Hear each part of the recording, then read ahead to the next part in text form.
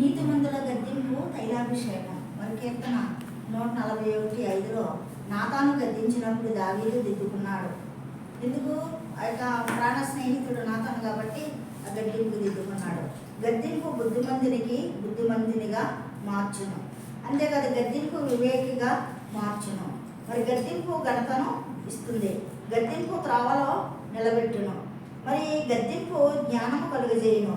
గద్దింపు మరణం నుండి కాపాడును. అందుకే గద్దింపు ఘనతను ఇస్తుంది.